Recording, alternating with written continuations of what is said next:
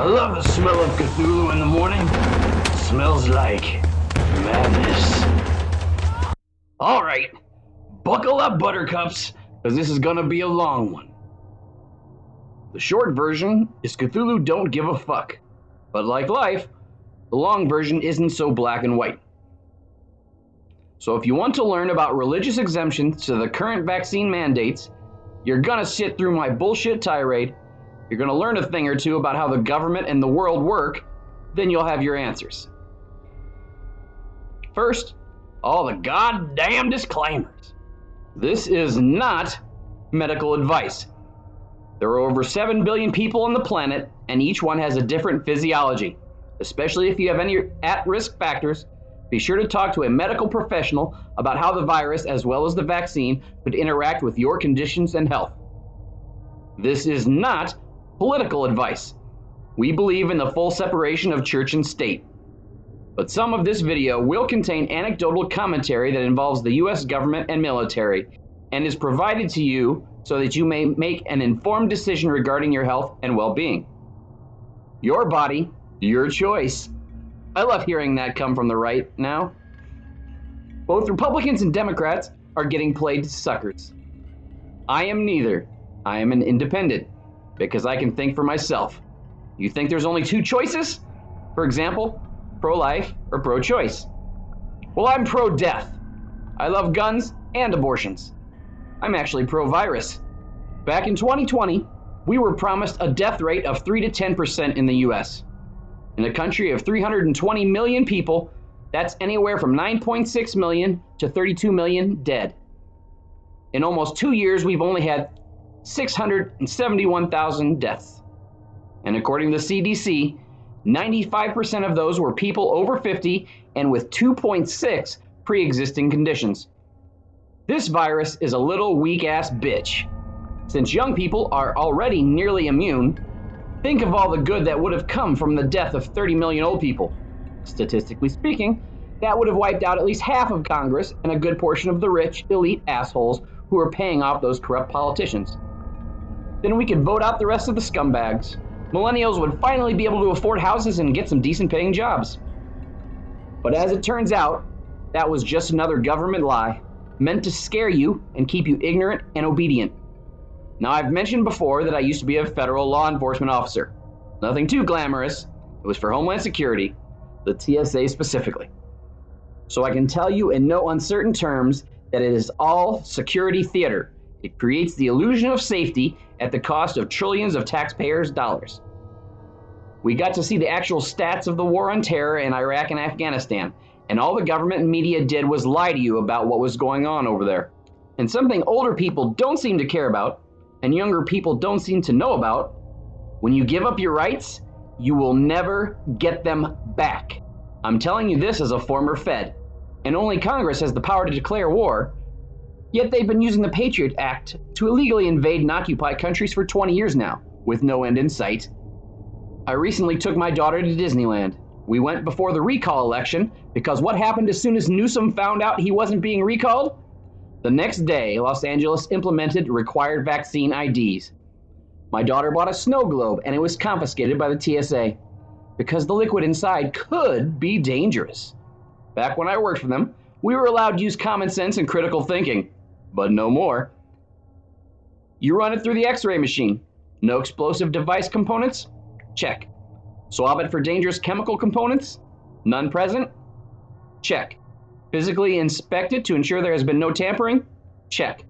All 3 tests are passed, the child is given back their snow globe, and you wish them a good flight. Not anymore.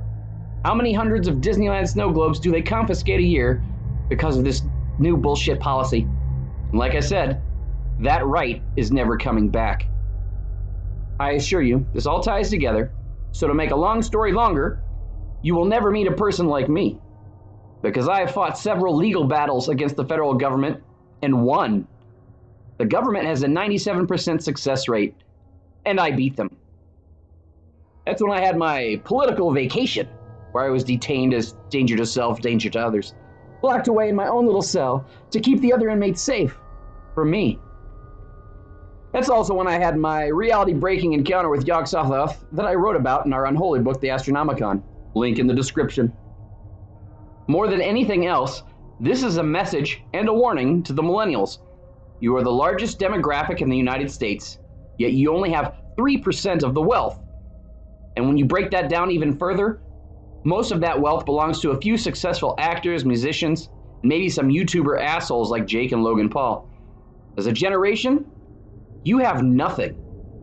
They have continuously beat you down again and again and again, and you keep on taking it.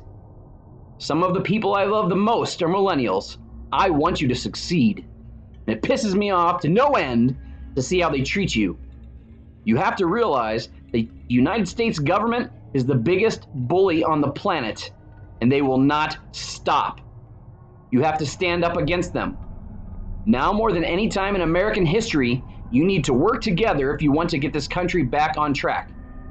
Because Gen Z is coming up fast behind you, and all those jobs nobody wants to work, there are thousands of teenagers turning 16 every day, and they're taking those jobs. Gen Z hates all of us, and rightly so. Now there are good and bad people of every type and age. But in general, the boomers don't care. My fellow slackers and stoners of Gen X, who are doing a fine job of changing things for the better, they gave up 10 to 15 years ago. Just moved to the suburbs, secured their little spot, and gave up on life. And what's worse, at the beginning of the year, Gen Z started the hashtag #BullyMillennials. It's kind of the new version of OK Boomer. Posts and videos are pretty funny because they're accurate, but having two teenagers of my own, let me tell you, these kids are fucking brutal. I have no doubt that on the path their generation is going, they will save the world, but they are going to have no sympathy for all of us who failed to fix things before they got here. One of the greatest quotes is from Buckminster Fuller. You never change things by fighting the existing reality. To change something, build a new model that makes the existing model obsolete. Mainstream media is currently telling millennials that everything will get better for you in 10 or 20 years, when your boomer parents die and you get their stuff. So you see, there is no great economic plan. There is no bailout for Main Street, only for Wall Street. The government gives zero fucks about you. No one is coming to help you. So you need to work together. Ignore all this political bullshit. Ignore all the mainstream media. Stop fighting over stupid shit online or in real life. Whether you believe it or not, America is still the land of opportunity. Love her or hate her, Oprah Winfrey is a perfect example of the American dream. She started out with nothing, dirt poor. When she was a little girl, she had to wear dresses made out of potato sacks.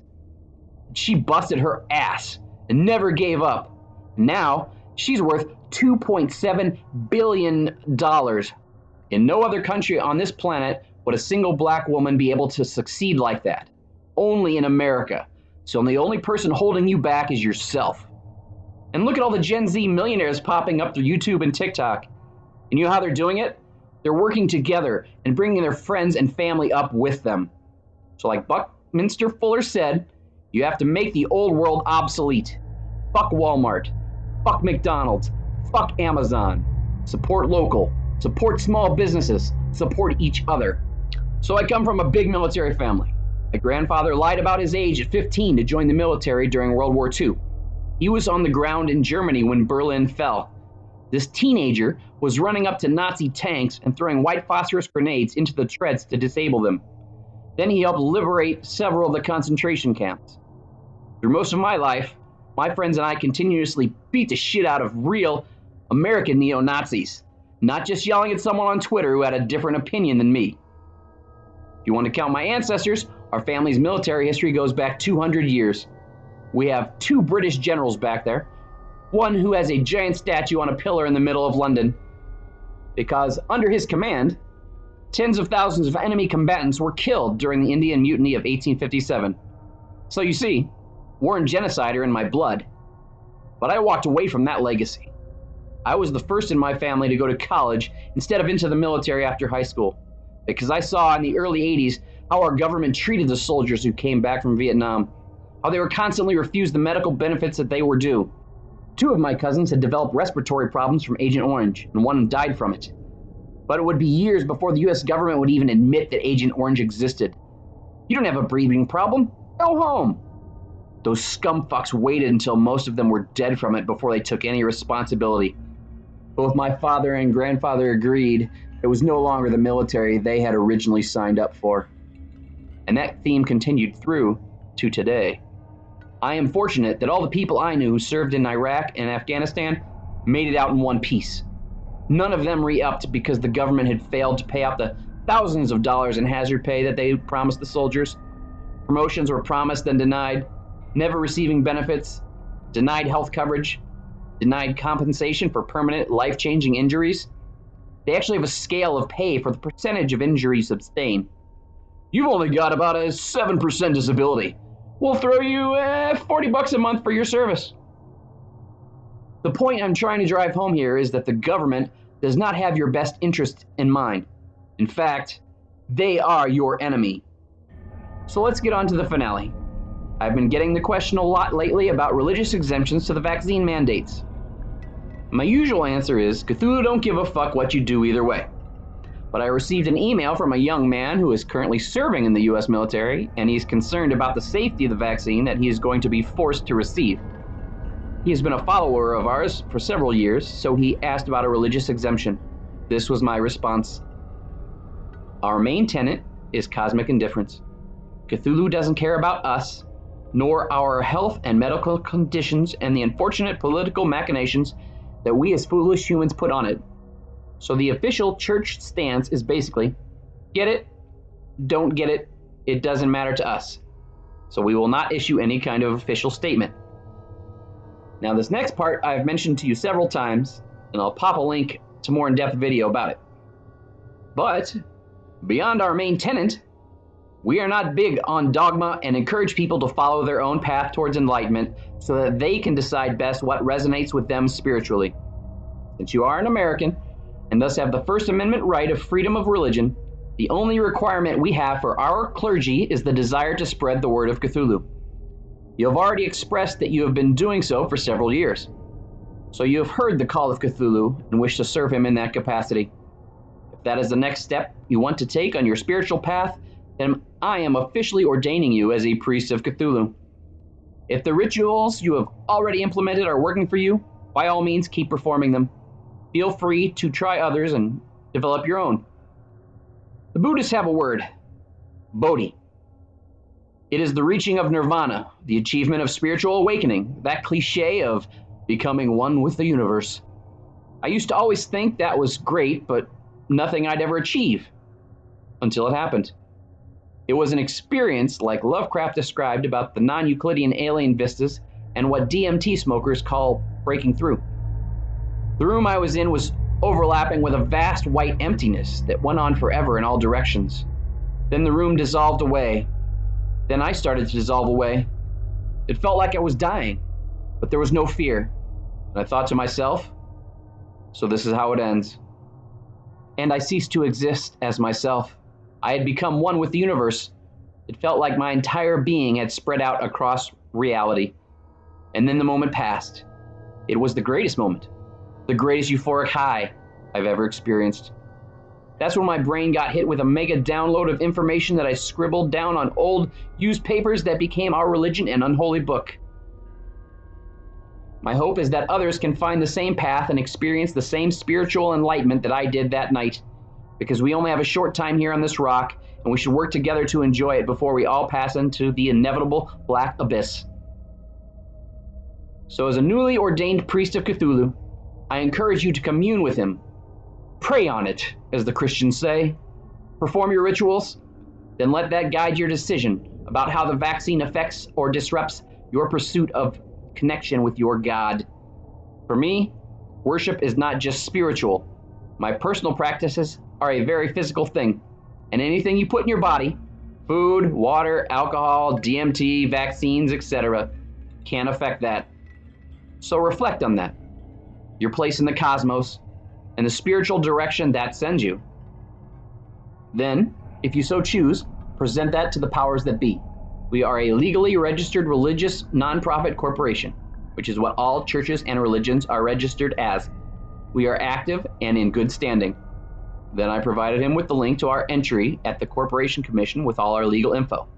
Then added, go forth and spread the word of Cthulhu in the fashion best fitting your locality. You are free to start your own chapter/congregation if you wish, as well as ordaining others into the priesthood. The stars are right, Cthulhu Fhtagn. And now, I am offering the same to you. I am not writing any letters on your behalf. We will not help you financially should you choose to take any legal action on the matter with an employer or the government. But should you choose to take the next step into the priesthood, that grants you the spiritual authority to decide if the vaccine is right for you or not. And remember, the government is not your friend. Until next time, Cthulhu Fhtagn.